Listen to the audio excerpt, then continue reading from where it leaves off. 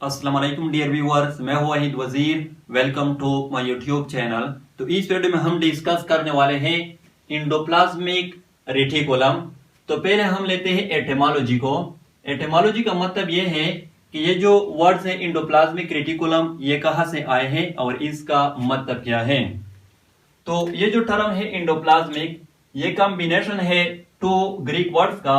Indo का मतलब है इनसाइड और प्लाज्मिक का मतलब है साइटोप्लाज्म। और ये जो टर्म है रेटिकुलम, ये लैटिन वर्ड है और इसका मतलब है नेटवर्क। डिस्कवरी की बात करते हैं तो इंडोप्लाज्मिक रेटिकुलम को डिस्कवर किया था पोर्टर ने 1945 में by using electron microscope. Endoplasmic reticulum को हम किस तरह डिफाइन करते हैं? A network of tube like structure within the cytoplasm of eukaryotic cells is called endoplasmic reticulum। पहले तो ये नोट कर ले कि ये जो इंडोप्लाज्मिक रेटिकुलम है, ये सिर्फ यूकैरियोटिक सेल्स में प्रेजेंट होता है, प्रोकैरियोटिक सेल्स में ये एब्सेंट होता है।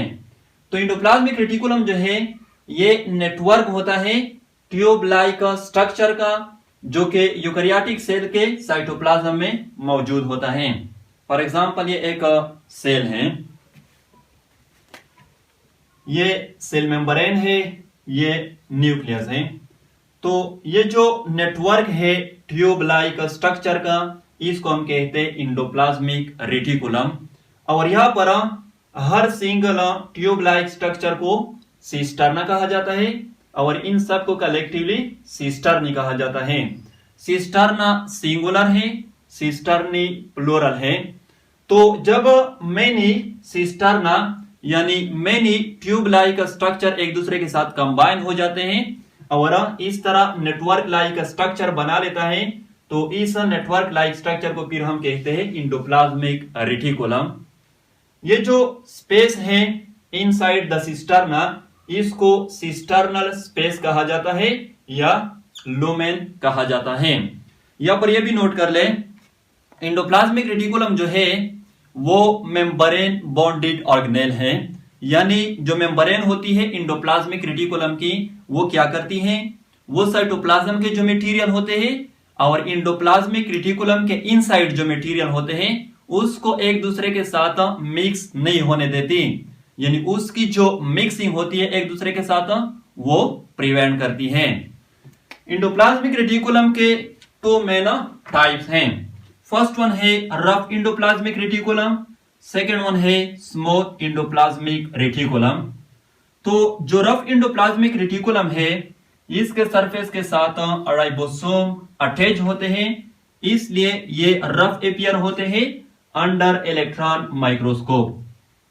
जो स्मूथ इंडोप्लाज्मिक रेटिकुलम है, इसके सरफेस के साथ राइबोसोम अटैच नहीं होते, इसलिए ये स्मूथ अपीयर होते हैं अंडर इलेक्ट्रॉन माइक्रोस्कोप। यहां पर आप लोग देख सकते हैं, ये जो इंडोप्लाज्मिक रेटिकुलम है जिसके सरफेस पर मैंने ब्लैक डॉट्स शो किए हैं, ये रफ इंडोप्लाज्मिक रेटिकुलम है। यहां पर ब्लैक डॉट से हम राइबोसोम को रिप्रेजेंट करते हैं। और ये जो इंडोप्लाज्मिक रेटिकुलम है जिसके सरफेस पर मैंने ब्लैक डॉट शो नहीं किए हैं, ये स्मूथ इंडोप्लाज्मिक रेटिकुलम है। यहां पर भी आप लोग देख सकते हैं, ये रफ इंडोप्लाज्मिक रेटिकुलम है और ये स्मूथ इंडोप्लाज्मिक रेटिकुलम है। ये जो रफ इंडोप्लाज्मिक रेटिकुलम होते हैं, ये यूजुअली न्यूक्लियर मेम्ब्रेन की तरफ होते हैं और ये जो स्मूथ इंडोप्लाज्मिक रेटिकुलम होते हैं, ये यूजुअली सेल मेम्ब्रेन की तरफ होते हैं। फंक्शन ऑफ इंडोप्लाज्मिक रेटिकुलम की बात करते हैं कि इंडोप्लाज्मिक रेटिकुलम के कौन कौन से फंक्शन हो सकते हैं। फर्स्ट जो फंक्शन है वो है प्रोटीन सिंथेसिस।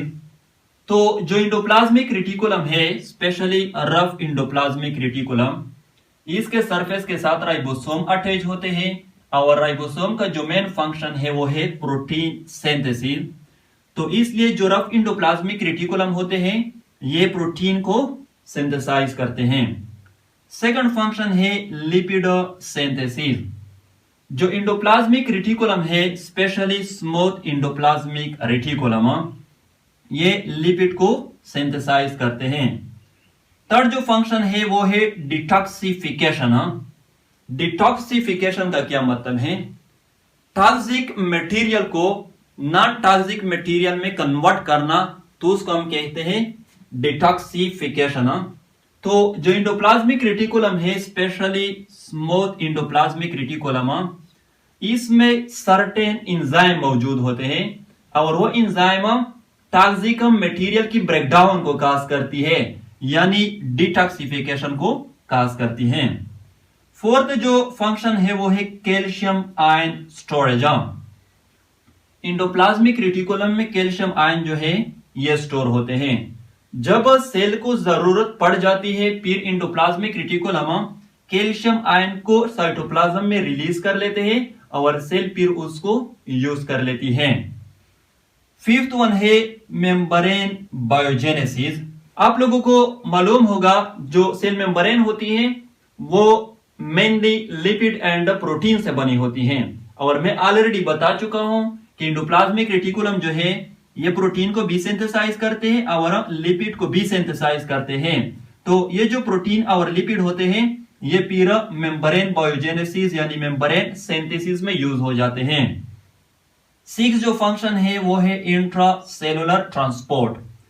इंट्रासेलुलर ट्रांसपोर्ट का मतलब यह होता है कि साइटोप्लाज्म में लिपिड और प्रोटीन की जो ट्रांसपोर्ट होती है एक जगह से दूसरी जगह, वो भी इंडोप्लाज्मिक रेटिकुलम के थ्रू होती हैं। तो ये था इंडोप्लाज्मिक रेटिकुलम।